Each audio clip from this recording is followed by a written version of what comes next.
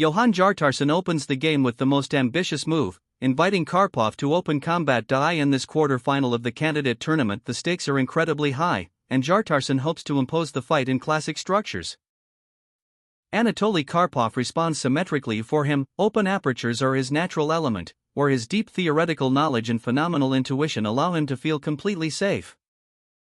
White develops the knight to its best position, creating pressure in the center and forcing black to immediately proceed to defend the e5 pawn. It is the beginning of the most classic path in chess. Karpov develops the knight, protecting the center point. It is the most logical and time-tested continuation, leading to the main systems of the Spanish opening. Jartarsson takes out the bishop, creating indirect pressure on the defender of the e5 pawn. The Spanish opening is an opening in which strategic ideas are intertwined with tactical traps over many decades. Karpov chooses the main variant, forcing the white bishop to decide its future fate. It's a typical Karpov approach: first stabilize the position and then move on to maneuver. The bishop retreats, maintaining the pressure. Jartarsson is in no hurry to change his valuable Spanish bishop, which in the future can become a key player in attacking the kingside or controlling the center. Black develops the second knight, attacking the e4 pawn. Karpov follows the canons of correct development, creating the necessary tension and preparing for castling. White ensures the safety of his king. In the Spanish opening, it is standard procedure, as white knows that his central pawns and pieces will quickly consolidate to fight for the advantage. Karpov brings out the bishop to the safe position e7. It is a closed system, where black aspires to maximum solidity in preparation for a long positional siege, something in which Karpov was the greatest master. The rook occupies the central file, protecting the e4 pawn and preparing the maneuvers of knights and bishops. It is white's classic setup, aimed at long-term control of the center. Karpov expels the bishop from the a4-e8 diagonal, capturing space on the queenside. This maneuver frees black from the pin and prepares the development of the light-squared bishop.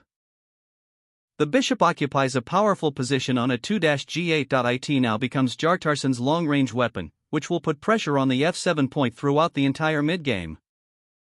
Karpov reinforces the center and opens the way for his second bishop. This move fixes black's pawn structure and lays the foundation for the famous maneuvers in the Zaitsev system. Jartarsson prepares the scheduled advance d4. The c3 pawn also ensures a breather for the b3 bishop, protecting it from a possible exchange for the knight on a5.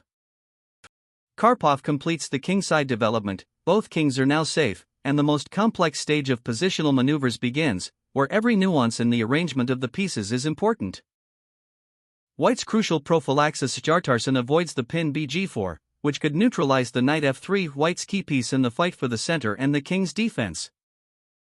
Karpov chooses the Zaitsev system, his favorite line in the Spanish opening. The rook on e8 reinforces the e5 point and prepares the bishop's move to f8, which is the pinnacle of black's defensive strategy.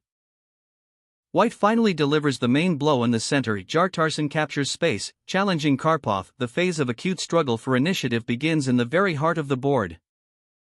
Karpov's bishop goes out to b7, exerting powerful pressure along the long diagonal on the e4 pawn. It is black's classic counterattacking stance in the Zaitsev system.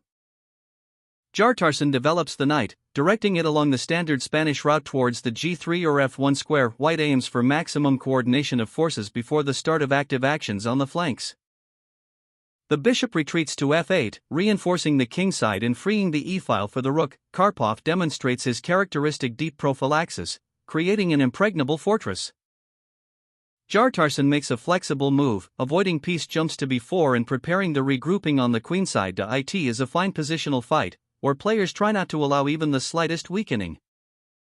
Another prophylactic move from Karpov. It limits the possibilities of the white pieces on the g5 square and prepares space for their own maneuvers, maintaining an ideal balance in their position. Jartarsson's bishop moves to the more flexible position c2, giving way to other pieces and preparing to support the center. White consolidates forces for the decisive break.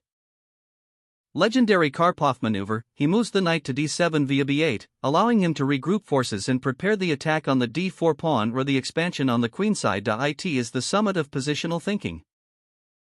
Jartarsson captures space on the queenside, attempting to limit black's activity and create a base for attack on this sector of the board.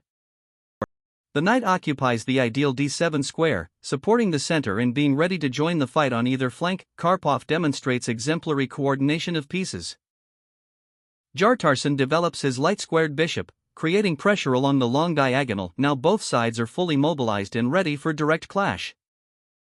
Karpov immediately strikes a blow on white's queenside. He seeks to destroy Jartarsson's pawn fist and open lines for his heavy pieces. White moves the bishop to d3, attacking the b5 pawn and attempting to cause destabilization in Karpov's camp. It is the beginning of concrete tactical operations in the middle game. Karpov reliably protects the b5 pawn, reinforcing its structure. He does not make unnecessary movements, preferring firm ground under his feet to any unfounded adventure. Jartarsson points his knight at the a5 point, trying to take advantage of the opening of lines on the queenside to take the initiative. Karpov clarifies the situation on the flank. This change opens up the a column, where black rooks can find decent work. Jartarsson restores the structure, but now new attack targets appear for black. The position becomes increasingly dynamic and requires precise calculation. Karpov strikes a blow in the center. He goes to the pawn exchange to open lines for his bishops and activate the pieces at the very heart of white's position. Jartarsson takes with the horse, looking to keep the activity in the center. However, now the white king's position becomes increasingly vulnerable to Karpov's maneuvers. Spectacular and deeply considered Karpov blow, he sacrifices the pawn structure to open up white's position and activate his pieces to the limit. White accepts the challenge, hoping that his extra pawn or spatial advantage will show in the future, but Karpov already sees much further.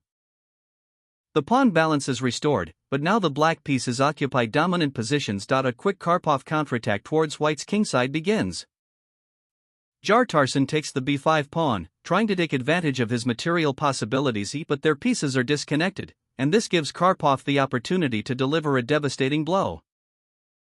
Karpov takes the central pawn, simultaneously attacking the knight and creating threats to the white king. His coordination of pieces right now is just phenomenal. Jartarsson attacks the e4 knight, attempting to defend his position through tactical pressure. The tension in the game reaches its peak.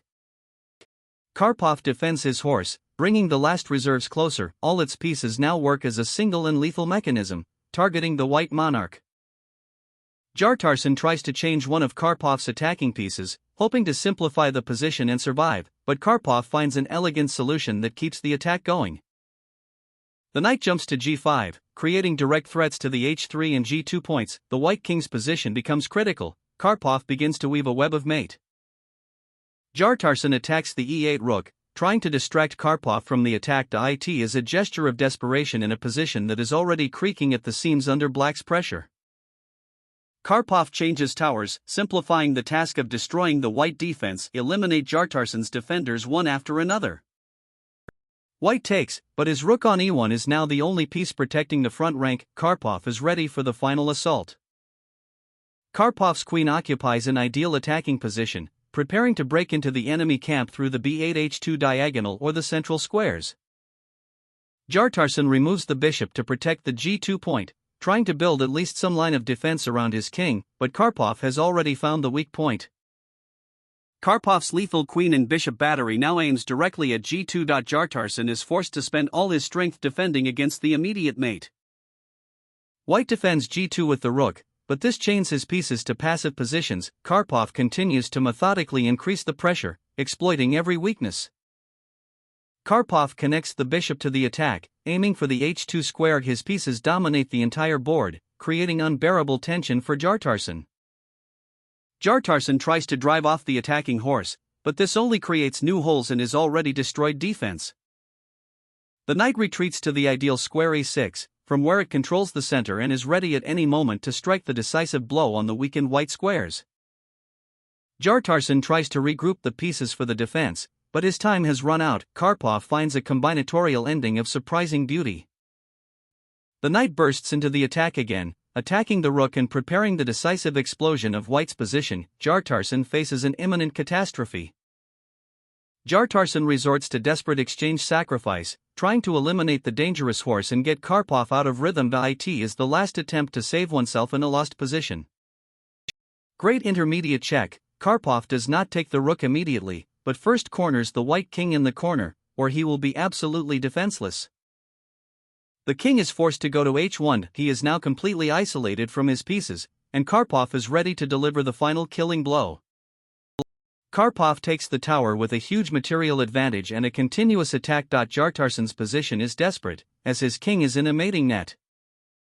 Jartarsson tries to drive out the knight and protect the g2 point, but Karpov finds a calm and devastating move that ends this game. Decisive move, the queen bursts into the front rank, creating irresistible threats to the bishop and king. Jartarsson recognizes his defeat in the face of imminent mate or enormous material losses. Great technical and tactical victory for Anatoly Karpov. 0-1